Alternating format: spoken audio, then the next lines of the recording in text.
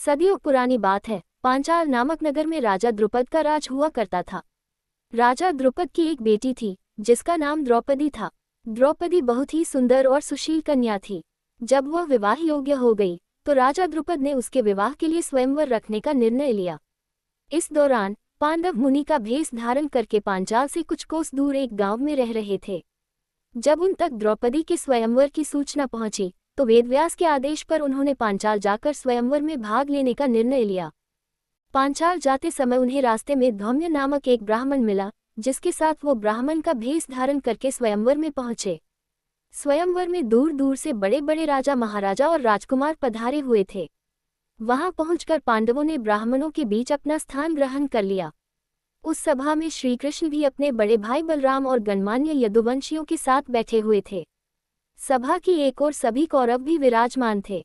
कुछ देर बाद सभा में राजा द्रुपद पधारे और उन्होंने स्वयंवर के लिए पधारे सभी मेहमानों का स्वागत किया। अब सबकी आंखें राजकुमारी द्रौपदी का इंतजार कर रही थीं। सब यही सोच रहे थे कि राजकुमारी उन्हीं को अपना पति चुनेगी। कुछ समय बाद सभी का इंतजार खत्म हुआ और राजकुमारी द्रौपदी एक सुंदर सी परी की तरह सभा में पधारी। उन्हें देखकर सभी मंत्रमुग्ध हो गए। राजकुमारी ने सभा के बीच से गुजरते हुए अपने पिता के सिंहासन के समीप अपना स्थान ग्रहण कर लिया। इसके बाद सभी सभागणों को संबोधित करते हुए राजा द्रुपद ने कहा, मैं राजा द्रुपद इस स्वयंवर में आप सभी मेहमानों का स्वागत करता है। मैं इस बात से पूरी तरह परिचित हूँ कि आप सभी यहाँ मेरी पुत्री द्रौपदी से विवाह करने आए हैं, लेकिन इस स्वयंवर की एक शर्त है। आप सभी को सभा के बीचों बीच एक स्तंभ पर गोल घूमती हुई नकली मछली लटकती दिख रही होगी। उस मछली के ठीक नीचे धरती पर एक तेल का पात्र रखा है जिसमें उस मछली का प्रतिबिंब दिख रहा है। स्वयंवर की शर्त यह है कि जो भी धनुर्धारी प्रतिबिंब में देखकर मछली की आंख पर निशाना लगा देगा वह इस स्वयंवर का विजेता होगा और उसी से द्रौपदी का विवाह होगा। राजा द्रुपद की यह बात सुनकर सभी राजा बारी बारी आकर मछली पर निशाना साधने का प्रयास करने लगे, लेकिन कोई सफल नहीं हो पाया। असफल व्यक्तियों में शिशुपाल, दुशासन, दुर्योधन और अन्य कौरवों का भी नाम शामिल था। अंत में पांडवों की बारी आई। उनकी ओर से अर्जुन ने मछली की आंख पर निशाना लगाने के लिए धनुष उठाया और एक ही बार में तीर निशाने पर लगा दिया। ये देखकर सब आश्चर्यचकित हो गए कि एक ब्राह्मण ने इतना सटीक निशाना लगा दिया। इसके बाद अपने पिता की आज्ञा से द्रौपदी आगे बढ़ी और अर्जुन के गले में वरमाल डाल दी और दोनों का विवाह संपन्न हुआ, जिसमें कई छोटी बड़ी शिक्षाप्रद घटनाओं का जिक्र है। द्रौपदी चीरहरण भी महाभारत की ऐसी ही घटना है।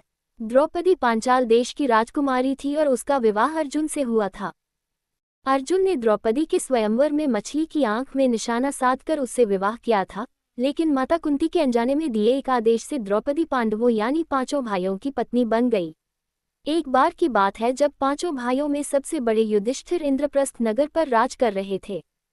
उस समय हस्तिनापुर का राजकुमार दुर्योधन था और पांचों पांडव उसके चचेरे भाई थे। दुर्योधन कौरवों में सबसे बड़ा था और अपने चचेरे भाइयों यानी पांडवों से जलता था। दुर्योधन सबसे ज्यादा अपने चालाक मामा शकुनी को मानता था। शकुनी ने दुर्योधन को सलाह दी कि वो पांडवों को जुआ खेलने के लिए आमंत्रित करे। पांडवों ने अपने भाई दुर्योधन का निमंत्रण स्वीकार कर लिया। उस सभा में भरत वंश के शासक धृतराष्ट्र, भीष्म पितामह, द्रोणाचार्य और महात्मा विदुर जैसे महान लोग भी उपस्थित थे। शकुनी मामा ने छल कपट से पांडवों को हराना शुरू किया। इस खेल में पांडव अपना राज्य हार गए।